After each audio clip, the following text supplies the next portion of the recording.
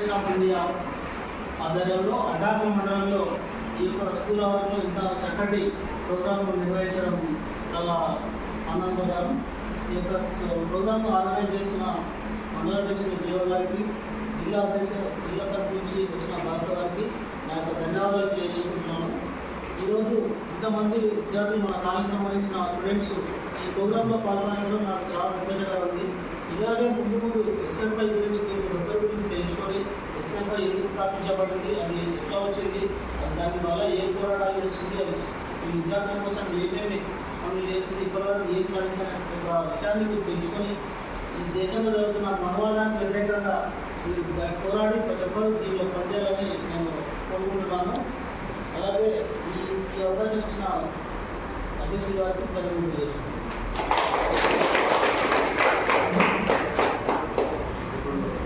జిల్లా అధ్యక్షుడు భరత్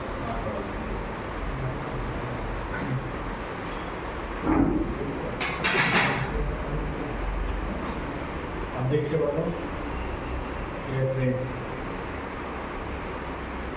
చాలా విషయాలు మనకు తెలుసుకున్నట్టయితే, ఎందుకంటే ఇప్పుడు ఉన్నటువంటి ఆధునిక భారతదేశంలో చాలా దాడులు జరుగుతున్నాయి.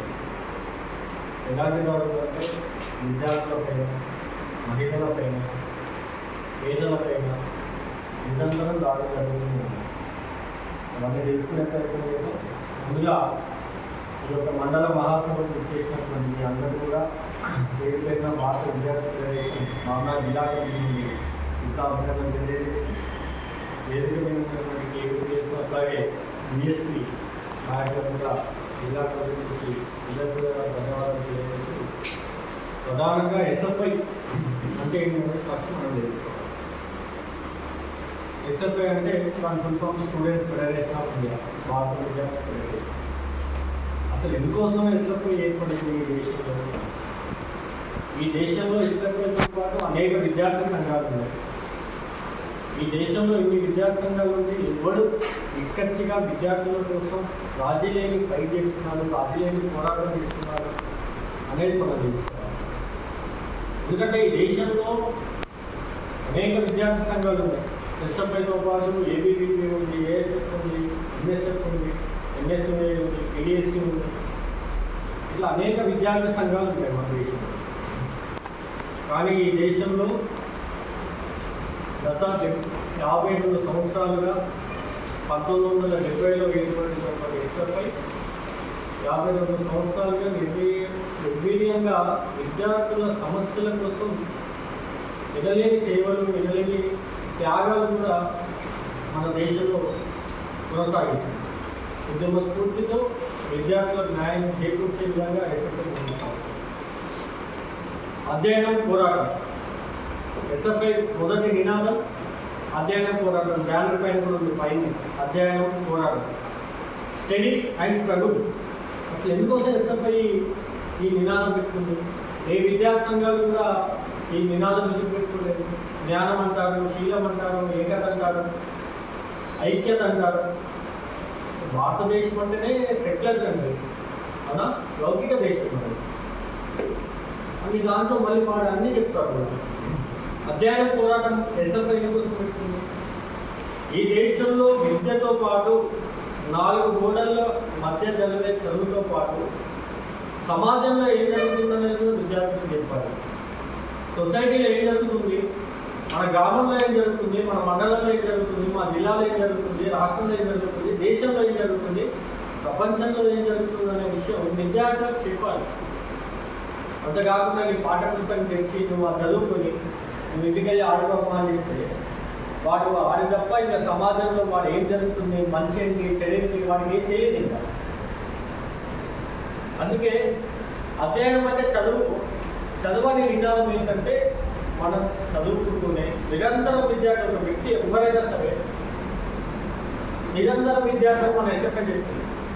అందుకు ముసలోడైనా సరే అన్వేషణ చేస్తుంటారు. చాలామంది ఇంకా చదువుతుంటారు. చదవంటే కేవలం పుస్తకాలు తిరిగేదే కాదు. చదవంటే సమాజంలో సమాజ అవగాహన, ఈ దేశంలో, ఈ రాష్ట్రంలో, ఈ ప్రపంచంలో ఏం జరుగుతుందని తెలుసుకోవడం. అది మన నినాదం యొక్క పూర్తి. పోరాటం అంటే మీ అందరూ తెలిసిందే, ఫైట్ అంటే ఏదో చౌరస్తాపై గల్లలు కట్టుకొని తుప్పలు కట్టుకొని కొట్టుకోవడం అనేది కాదు.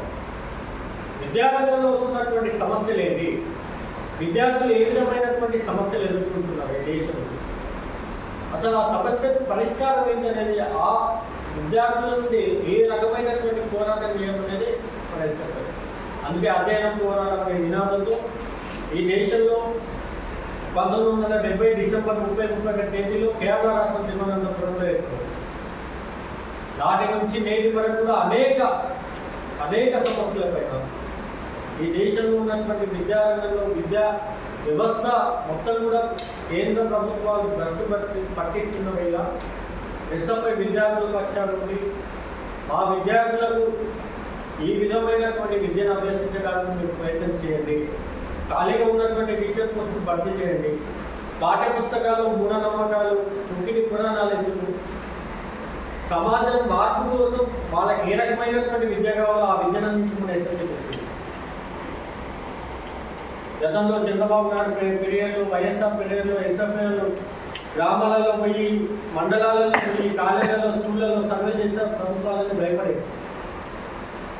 వీళ్ళు ఇలాంటి రుసుకులు పట్టుకుని మా ప్రభుత్వాన్ని విమర్శిస్తారు, విద్యార్థులు యువకులు చేస్తుంటే ప్రభుత్వాలకు విడిపోయినటువంటి పరిస్థితి దేశంలో. కాబట్టి ఎస్ఎఫ్ఐ ఈ దేశంలో విద్యార్థుల పక్షాన ఉండడానికి కారణం ఎస్ఎఫ్ఐ నినాదంతో పాటు ఎస్ఎఫ్ఐ ఆశయాలు కూడా 3 ఉన్నాయి. ఇది కనిపిస్తుంది, ఈ జెండా పైనే ఉన్నాయి: ఇండిపెండెన్స్, డెమోక్రటిక్, సోషలిజం.